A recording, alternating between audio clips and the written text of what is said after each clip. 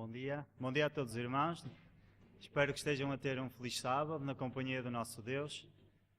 O Ministério Pessoal hoje é um dia muito especial para nós, porque hoje foi o dia de vigília. Tivemos uma noite com Deus, tivemos uma noite em oração, onde lemos a Bíblia, onde pudemos orar, onde pudemos louvar ao Senhor.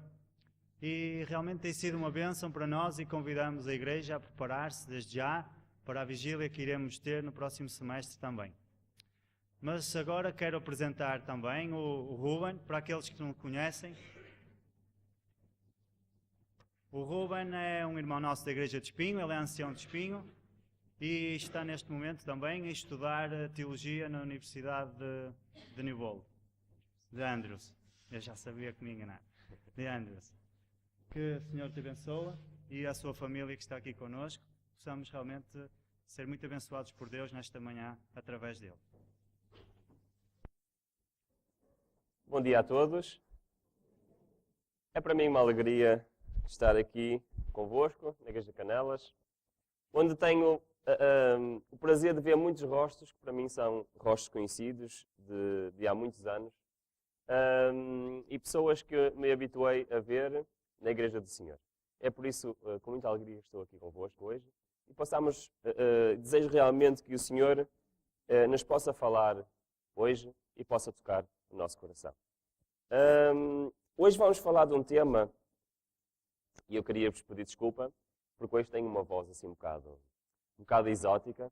É frutos dos tempos, não é? E de facto esta semana foi uma semana aqui um bocadinho atribulada para a minha voz. Mas o que importa não é o pregador, nem a voz do pregador, mas sim a mensagem, correto? E é de facto isso que é o mais importante.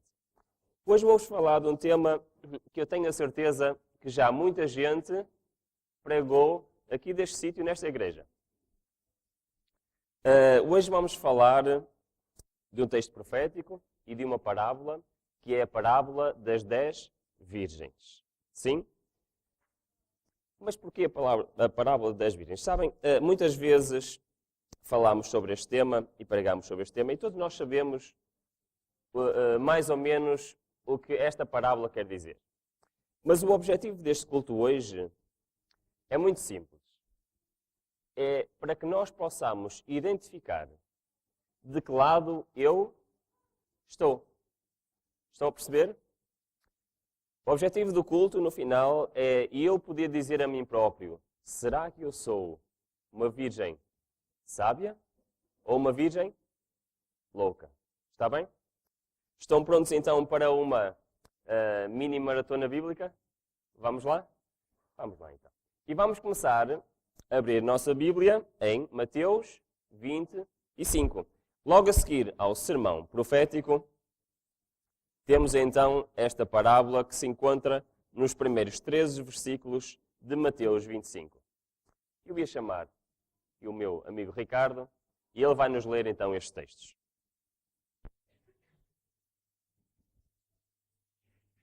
Mateus 25, capítulo 1. Versículo 1. Então o reino dos céus será semelhante a 10 virgens que, tomando as suas lâmpadas, saíram ao encontro do noivo.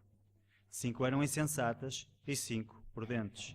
As insensatas, ao tomarem as suas lâmpadas, não levaram azeite consigo, mas as prudentes levaram azeite em suas vasilhas com as suas lâmpadas. Demorando o noivo, todas elas acabaram cochilando e dormindo. Mas, à meia-noite ouviu-se um grito: aí vem o noivo, saí ao seu encontro. Então todas aquelas virgens se levantaram e prepararam as suas lâmpadas. E as insensatas disseram às prudentes: dai-nos do vosso azeite. As nossas lâmpadas se apagam. Mas as prudentes responderam: não seja o caso que nos falte a nós e a vós. Ide antes aos que o vendem e comprai-o. E tendo elas ido comprá-lo, chegou o noivo. As virgens que estavam preparadas entraram com ele para as bodas e fechou-se a porta. Mais tarde, chegaram também as outras virgens dizendo: Senhor, Senhor, abre-nos a porta. Mas ele respondeu: em verdade vos digo que não vos conheço. Portanto, vigiai, porque não sabemos o dia nem a hora em que o Filho do Homem há de vir. Então nós vemos neste texto, nesta parábola, vemos que existem 4 coisas que nós, para percebermos, precisamos de identificar. Como nós sabemos, em parábolas ou em textos proféticos, existem muitas palavras que são, sim, simbólicas, certo? E para nós percebermos verdadeiramente o sentido delas, temos de saber o que elas representam. E temos aqui estas 4 palavras que estão neste texto, que de facto são palavras simbólicas. Temos a lâmpada, temos o azeite, temos o noivo e temos a virgem. Todos nós sabemos mais ou menos o que é que isto significa, mas vamos deixar então que seja a palavra do Senhor a nos dizer realmente o seu significado. Em primeiro lugar, a lâmpada.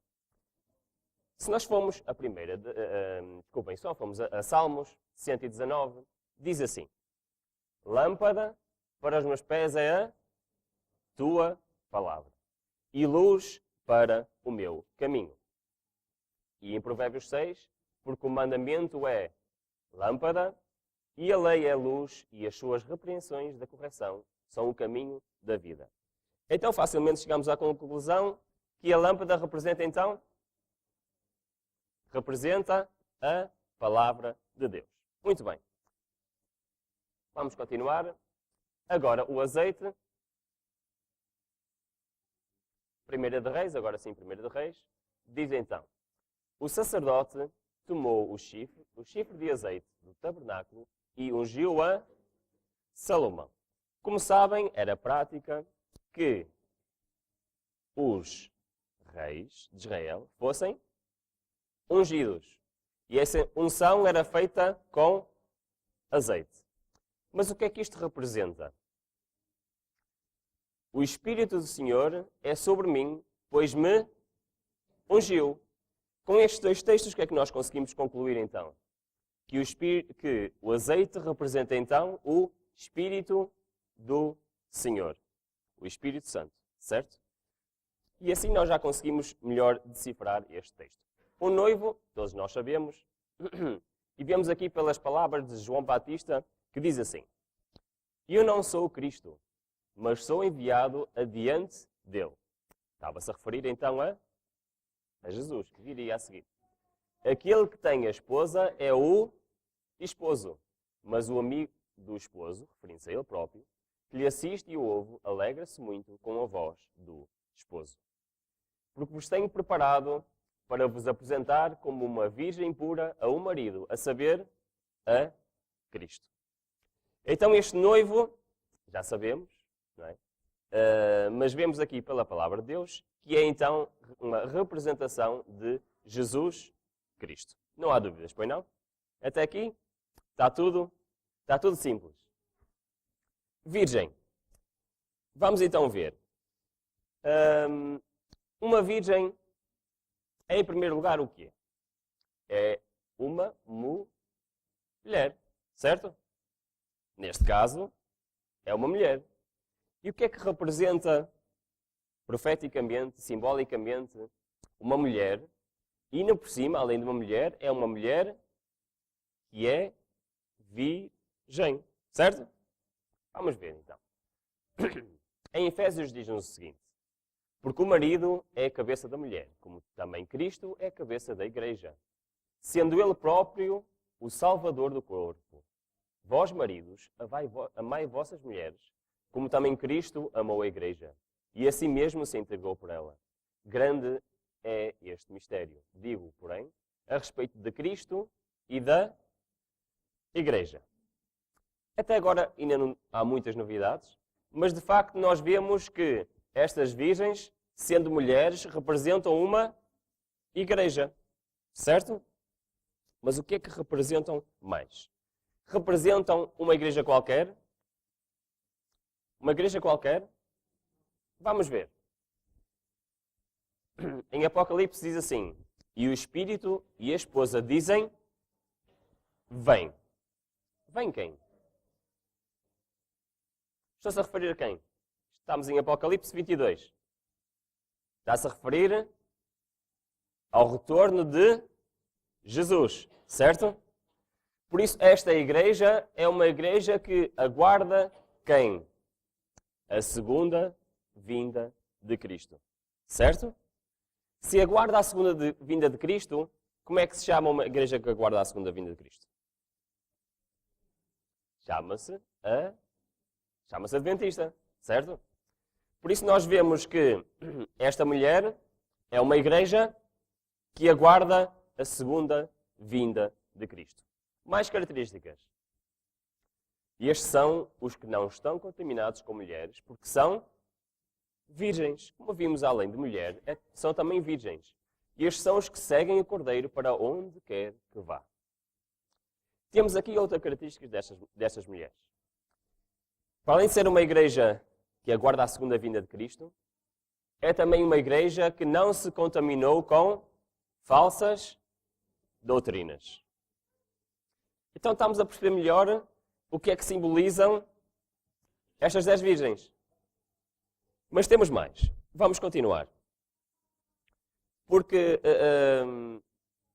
se simboliza uma igreja, simboliza um edifício? É isso? Claro que não. E o dragão irou-se contra a mulher e foi fazer guerra ao remanescente da sua semente, os que guardam os mandamentos de Deus e têm o testemunho de Jesus Cristo. Aqui vemos duas características importantes destas mulheres. Além de serem mulheres, serem virgens, representarem uma igreja que aguarda a segunda vinda de Cristo, representa também uma igreja que guarda os mandamentos de Deus e têm o testemunho de Jesus Cristo. Segundo Apocalipse 19:10, o que é que quer dizer testemunho de Jesus Cristo, irmãos? O espírito de profecia. Portanto, esta mulher aguarda a segunda vinda, não que se contaminou com falsas doutrinas, guarda os mandamentos de Deus e acredita no espírito de profecia. E ele é a cabeça do corpo da igreja. Assim nós, que somos muitos, somos um só corpo em Cristo, mas individualmente somos o quê? Somos membros. Então, quem representam estas 10 virgens? Representa um edifício? Uma igreja que é um edifício? Representa a quem, irmãos? Representam os membros dessa igreja. Certo? E quais são as características, então? Vimos que são membros que guardam os mandamentos. Vimos também que acreditam no espírito de profecia. Não se contaminaram com falsas doutrinas. Aguardam a segunda vinda de Cristo. E estudam a palavra de Deus. Por que é que eu digo que estudam a palavra de Deus? Quantas das 10 virgens tinham uma lâmpada? Todas tinham. O que é que representa a lâmpada? A palavra de Deus. Então, irmãos, isto é um bocado estranho, não é? Porque dentre as 10 virgens, haviam 5 que eram sábias, mas haviam 5 que eram loucas. No entanto, todas as 10 virgens guardam os mandamentos de Deus, acreditam no espírito de profecia, não se contaminaram com falsas doutrinas, aguardam a vinda de Cristo e estudam a palavra de Deus. Então qual é a diferença? Porque é que umas são loucas e outras são sábias? Quem é que está representado por estas 10 virgens? Cada um de nós. Os membros da igreja que aguarda a segunda vinda de Cristo, que não se contaminaram com falsas doutrinas, que guardam os mandamentos, que acreditam no Espírito de profecia, que estudam a palavra de Deus, todos estes estão representados por estas 10 virgens. Agora a pergunta é, será que eu sou uma virgem louca ou sou uma virgem sábia? Como é que nós conseguimos, de facto, distinguir? Vamos voltar ao nosso texto de Mateus 25, para tentarmos então perceber qual é a diferença Versículo 1. Então, o reino dos céus será semelhante a 10 virgens, que tomando as suas lâmpadas saíram ao encontro do noivo. Nós sabemos mais à frente que as virgens vão adormecer, certo? Sim? Mas um aspecto importante. Quando elas adormeceram, e durante todos estes versículos, nós sabemos que existem 5 que são loucas e 5 que são sábias. Mas elas são loucas ou sábias porque adormeceram? Ou já eram loucas ou eram sábias? Já eram. Certo? Elas já eram. Isso é um aspecto muito interessante. Porque o facto de elas terem adormecido ou não faz a distinção de elas serem loucas ou sábias. Muito bem. E 5 delas eram sábias e 5 loucas. As loucas, tomando as lâmpadas, não levaram azeite consigo. Mas as sábias levaram azeite em suas vasilhas com as suas lâmpadas. Vemos então que a diferença foi no azeite extra que levaram. Eu tenho aqui uma tabela onde tenho as virgens sábias ou prudentes, segundo as traduções, e loucas ou insensatas. E vamos rapidamente ver quais são as características que as distinguem. Para que possamos perceber o quê? Em qual delas eu estou. Sim? Aceitam o desafio? Sim? Vamos lá então? Vamos lá. Isaías 26. Confiai no Senhor perpetuamente, porque o Senhor Deus é uma rocha eterna. Quem é a rocha? Jesus Cristo. Certo? Muito bem. Todo aquele, pois, que ouve estas minhas palavras e as põe em prática, será comparado a um homem prudente que edificou a casa sobre a rocha. Mas todo aquele que ouve estas minhas palavras e não as põe em prática, será comparado a um insensato que edificou a sua casa sobre a areia. Temos novamente aqui a mesma comparação entre um prudente e um insensato. Dependendo da tradução, louco ou sábio. E qual é a diferença? Qual é a diferença entre edificar a casa sobre a rocha ou não? Diz em cima. Tanto os loucos como os sábios, todos ouvem a palavra de Jesus. Mas a diferença é que ouve estas minhas palavras e as põe em prática. Então esta é a primeira diferença.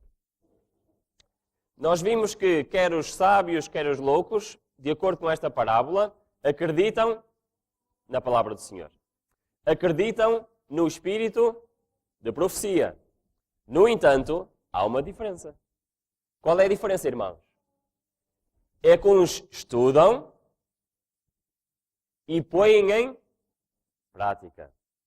Outros estudam, acreditam, mas não põem em prática.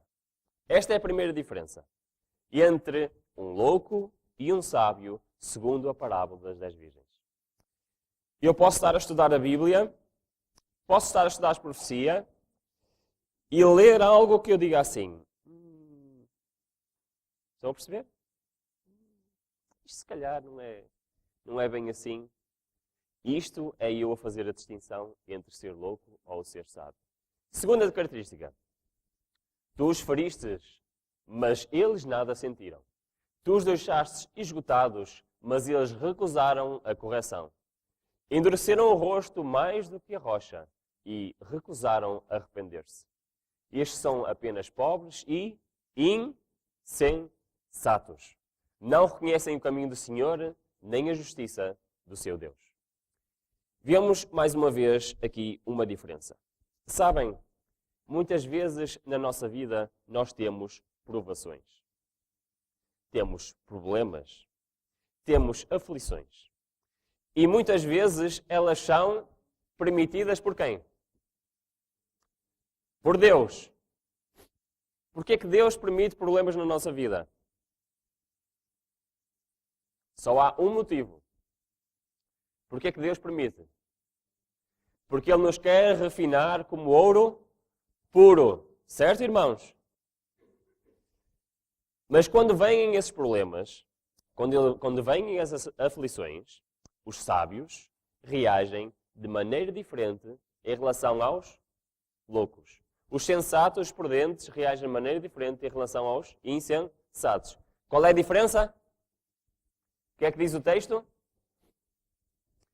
Se Deus nos permite uma provação, é para nos edificar espiritualmente. É para corrigir alguma coisa que em nós está errado. É para aperfeiçoar o nosso caráter. Mas se nós recusarmos a correção, se nós nos recusarmos a arrepender, serviu de alguma coisa aquela aprovação? Aí nos tornamos insensatos, como diz o texto. Por isso, além de os loucos não porem em prática, apesar de saberem que está correto, a vontade completa de Deus, também vemos que as provações têm um efeito diferente. Portanto, vemos aqui duas características: não aceitam a repreensão e não se arrependem. Mais uma característica: os sábios de coração aceitam os mandamentos, mas a boca do insensato o leva à ruína. Ora, eu para falar deste versículo dava quase só o sermão só acerca deste versículo. Eu podia dizer muitas coisas, o que é que isto quer dizer, mas a boca do insensato leva à ruína.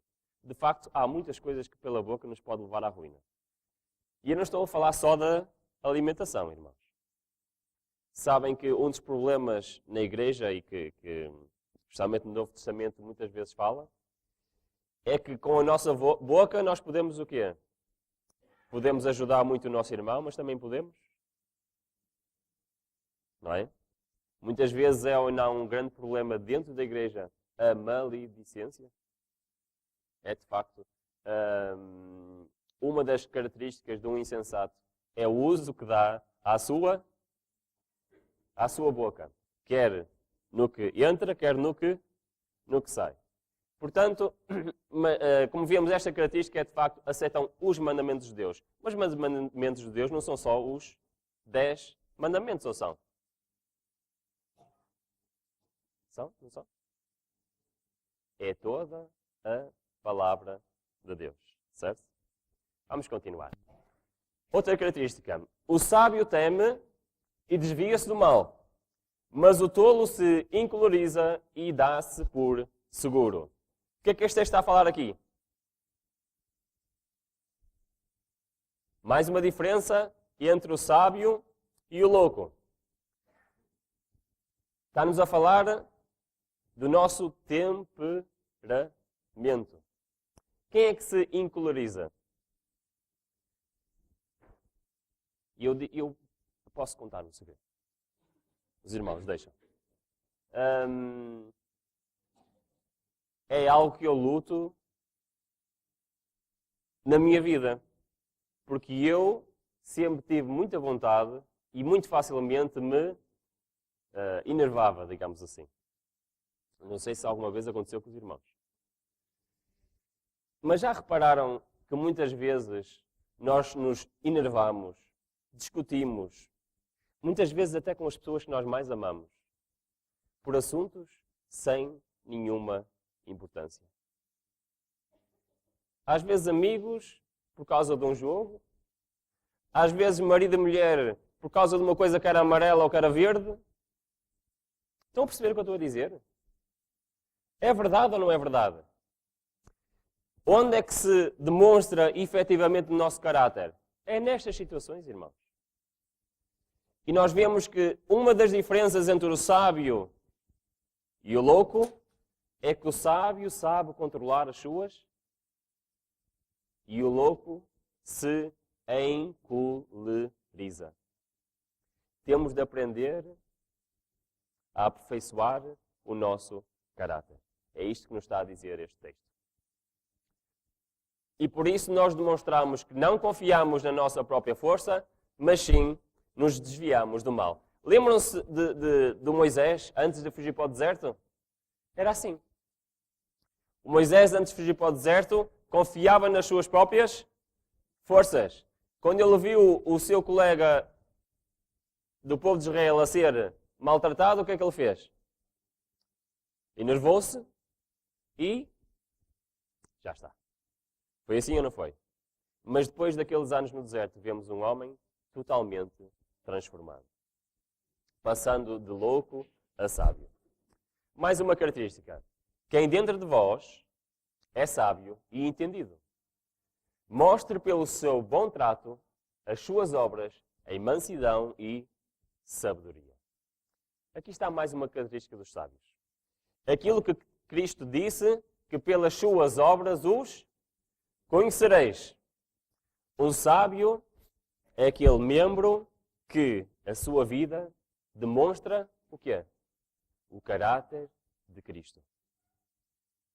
Pela sua entrega pelos outros, pela sua ajuda, na sua vida, demonstra que está transformado por Deus.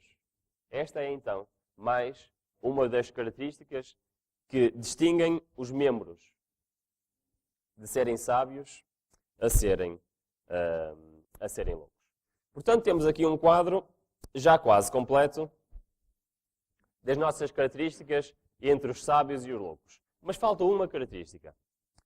E essa característica é a mais importante. E eu vou deixar para mais daqui a bocado, se me permitem. E vamos continuar, então, a nossa análise de Mateus 25. No versículo 5 diz assim: o noivo demorou a chegar. E todas ficaram com sono e adormeceram. Que estranho, não é? Então, estes membros sábios também adormeceram. O que é que isto representa, irmãos?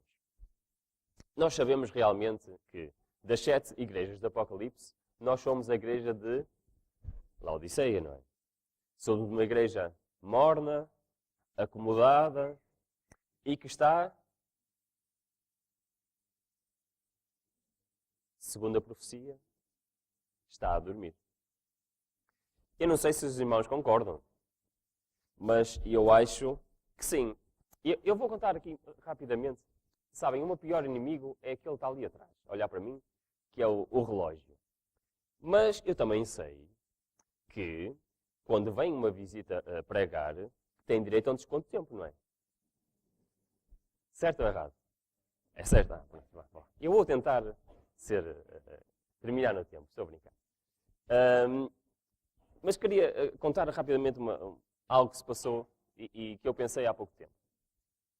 No ano passado, houve uma cerimónia, em Espinho, que foi a comemoração do 60º aniversário da mensagem adventista em Espinho.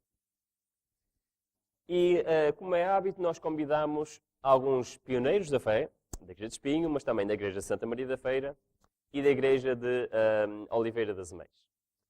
E é muito interessante que estes irmãos, já com uma idade avançada, fizeram a escola sabatina, o culto, e à tarde também disseram umas palavras. E eu lembro-me de estar a ouvir um desses irmãos a falar e de pensar assim: como eu gostava de ter a fé deste irmão. Este irmão que já passou tanta coisa por Cristo, que começou numa altura muito diferente do que é agora, mas que transpira o Evangelho. E eu digo-vos sinceramente, eu ainda me lembro, e se calhar os irmãos anteriores aos anos 80, se calhar lembram-se muito melhor do que eu, o fervor que havia nestes homens antigos para transmitir a palavra do Senhor. E eles não conseguiam estar calados em lado nenhum. E quando eu ouvia as palavras deste irmão, que era de Oliveira das Meias, eu realmente pensei nisto. E vi que, de facto, agora as coisas não estão assim tão acordados. Agora estamos, de facto, adormecidos, irmãos. Isto é uma realidade. todos nós adormecemos. Mas, dormindo os homens, isto é o que acontece quando nós adormecemos. Dormindo os homens, veio o inimigo e semeou o joio no meio do trigo. E retirou-se. E dele respondeu, disse-lhes, o que semeia a boa semente é o filho do homem. O campo é o mundo e a boa semente são os filhos do reino. E o joio são os filhos do maligno. O inimigo que semeou é o diabo e a ceifa é o fim do mundo. E os ceifeiros são os anjos. Assim como o joio é colhido e queimado no fogo, assim será na consumação do mundo. Então o que acontece enquanto estamos a dormir, irmãos? Satanás traz para a igreja os seus enganos. E isto profeticamente é a altura em que nós vivemos. Mas sabem, já chegou também a altura de nós tomarmos uma atitude. Não basta saber que estamos a dormir, não basta saber que somos insensatos, é preciso tomar uma decisão. E o apóstolo Paulo diz-nos claramente, desperta tu que dormes. Ele está a falar para quem? Ele está a falar para mim, irmãos. Está a falar para cada um de nós.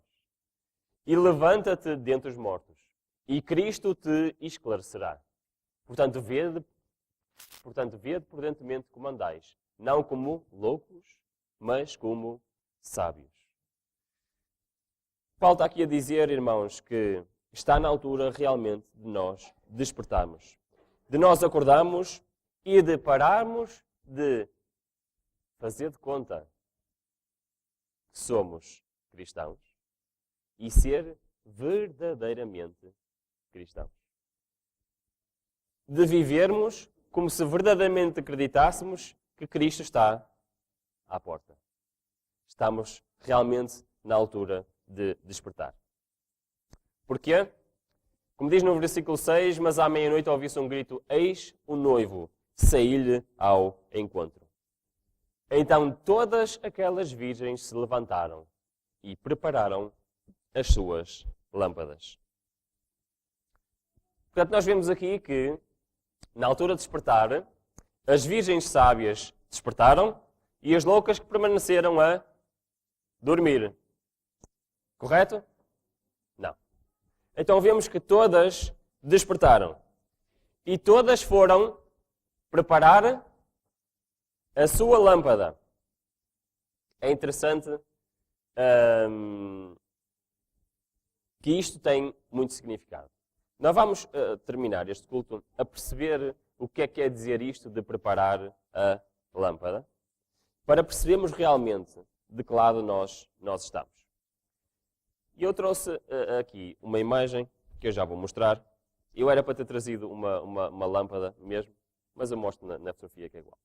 O que é que consistia a preparar a lâmpada? A palavra original em grego é cosmeo, está traduzido neste versículo para preparar, e consistia em aparar o pavio, certo? Porquê? Porque o pavio novamente fica chamuscado e é difícil de acender. Muito bem. Então o que é que quer dizer isto de aparar o pavio?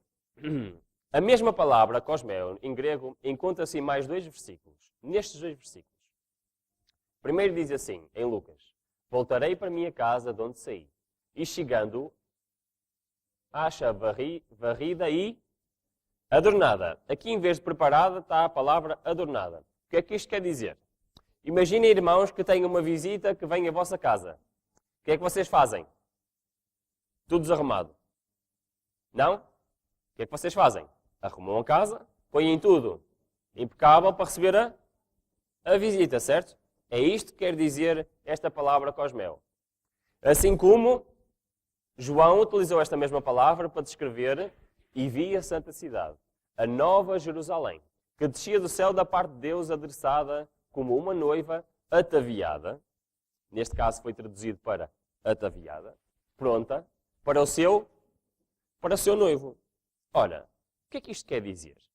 O que é que aparar um pavio tem a ver com uma casa que é pronta, arrumada, adornada?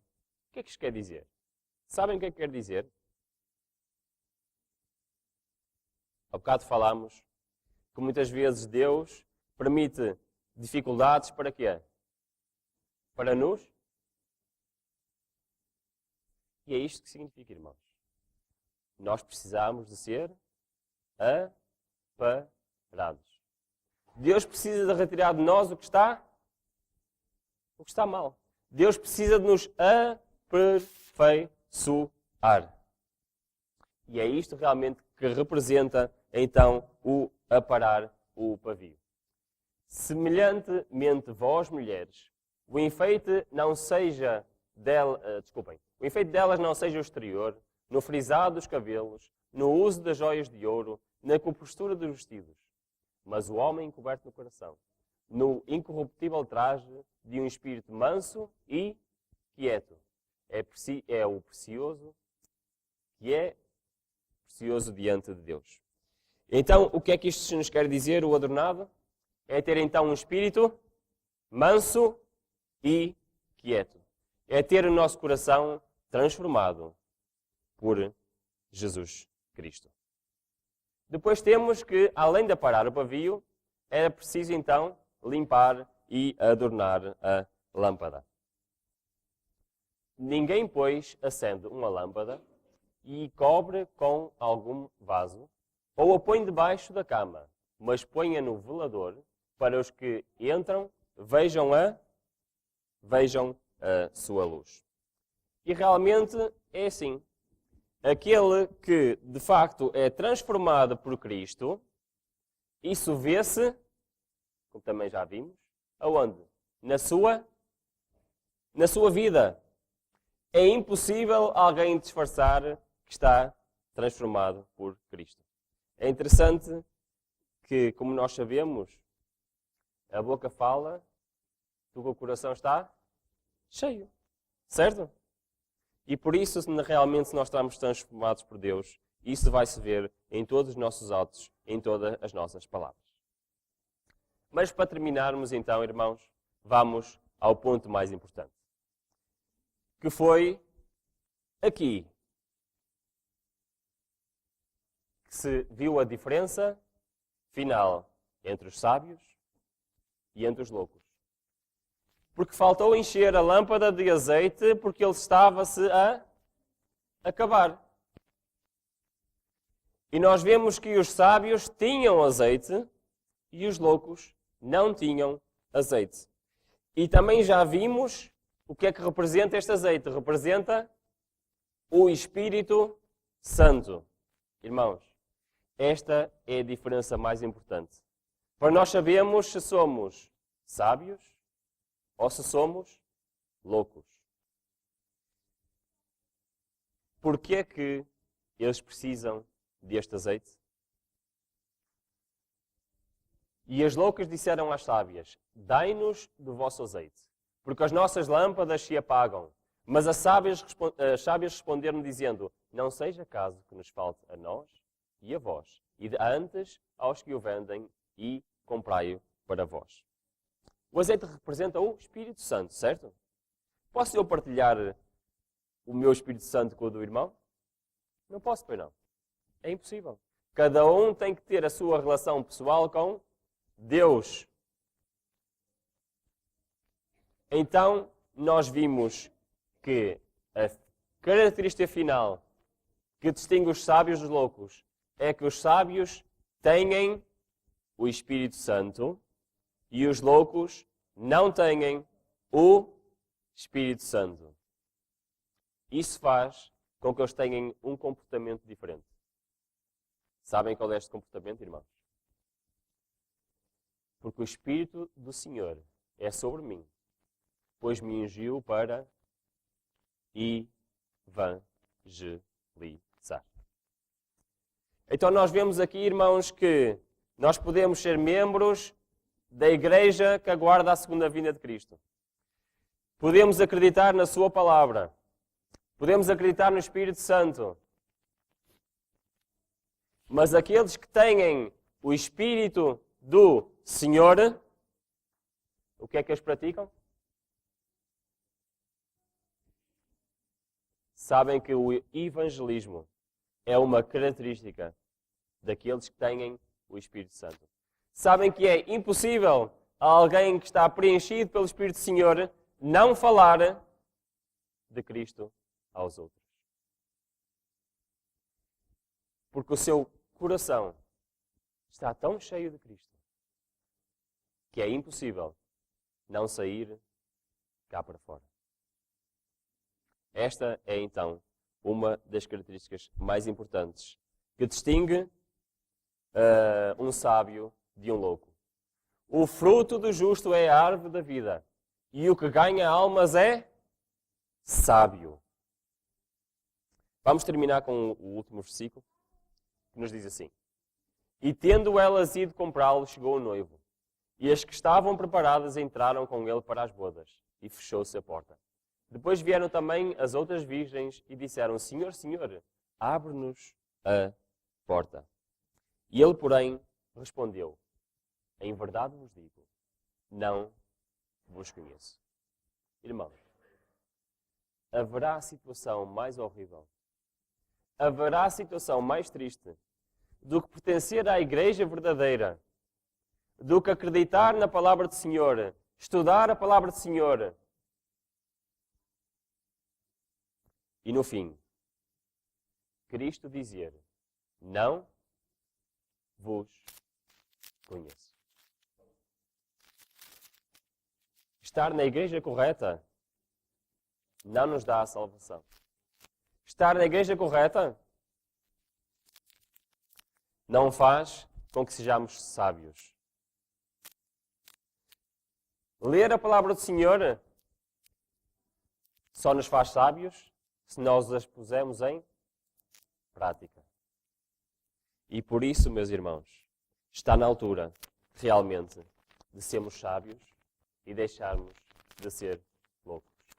Porque um dia, todos nós estaremos perante o Senhor. E teremos uma de duas respostas. Ou Ele nos dirá: não vos conheço.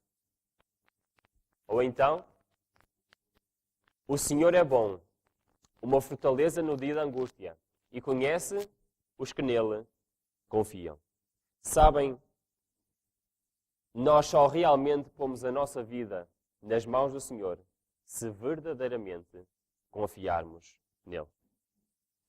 E se nós lermos a vontade do Senhor e não a pomos em prática na nossa vida, isso quer dizer que nós não confiamos verdadeiramente no Senhor. E isso nos faz loucos. Regozijemo-nos e exultemos e demos a glória, porque são chegadas as bodas do Cordeiro e já a sua noiva se preparou.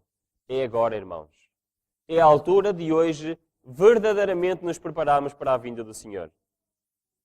Já chega de vivermos de faz de conta que somos verdadeiros cristãos e sermos realmente verdadeiros cristãos. E pomos realmente a vontade do Senhor em prática na nossa vida e deixarmos-nos transformar pelo seu Santo Espírito. E isto fazei, conhecendo o tempo, que já é hora de despertar do sono, porque a nossa salvação está agora mais perto de nós do que quando nos tornarmos crentes. Chegou a hora, irmãos, de realmente despertarmos e de fazermos a vontade do Senhor. Eu queria terminar com um texto em Daniel. Convidava os irmãos a abrirem a Bíblia. Em Daniel, no capítulo 12.